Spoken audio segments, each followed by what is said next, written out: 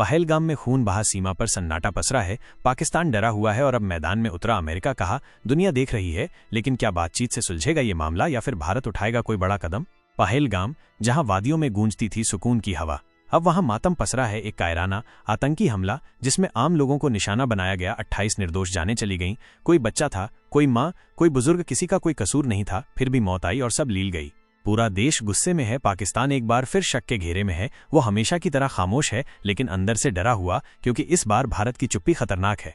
और अब इस बवाल में अमेरिका की एंट्री हो चुकी है। अमेरिकी विदेश विभाग की प्रवक्ता टैमी ब्रूस का बयान सामने आया। हम भारत और पाकिस्तान दोनों के संपर्क में हैं। मसला बातचीत से सुलझना चाहिए। पूरी दुनिया इस तनाव को देख रही है।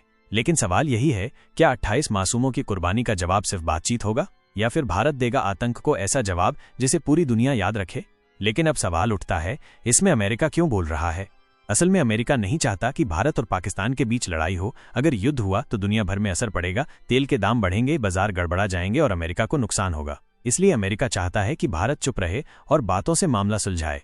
लेकिन क्या 28 बेगुनाह लोगों की मौत का जवाब सिर्फ बातचीत होना चाहिए?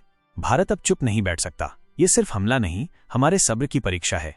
अब देश को तय करना है जवाब कैसे देना है। अगर कभी भारत और पाकिस्तान के बीच युद्ध होता है तो सवाल हर किसी के मन में यही आता है, कौन जीतेगा? जवाब सीधा है, ताकत के हिसाब से भारत पाकिस्तान से कहीं आगे है। चलिए आसान भाषा में समझते हैं।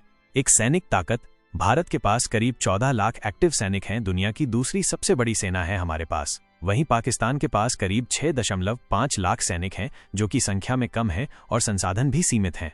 2 हथियार और तकनीक, भारत के पास है राफेल, सुखोई जैसे एडवांस फाइटर जेट, ब्रह्मोस जैसी घातक मिसाइलें और परमाणु हथियार भी। सबसे बड़ी बात, हमारे पास अपनी टेक्नोलॉजी है, DRDO जैसी संस्था, जो हमें आत्मनिर्भर बनाती है। पाकिस्तान को ज्यादातर हथियार चीन और अमेरिका से मिलते हैं, लेकिन खुद पर उनकी निर्भरता कम है। 3. नौसेना और वायुसेना, भारत की नौसेना, थल सेना और वायुसेना तीनों मजबूत हैं। INS विक्रांत जैसे एयरक्राफ्ट कैरियर हमारे पास हैं। पाकिस्तान की नौसेना छोटी है और वायुसेना में भी भारत जितनी ताकत नहीं है। 4. दुनिया में कूटनीतिक ताकत, भारत को अमेरिका, फ्रांस, रूस जैसे बड़े देशों का समर्थन मिलता है। पाकिस्तान अक्सर सिर्फ चीन या कुछ इस्लामिक देशों पर निर्भर रहता है। नतीजा क्या निकला?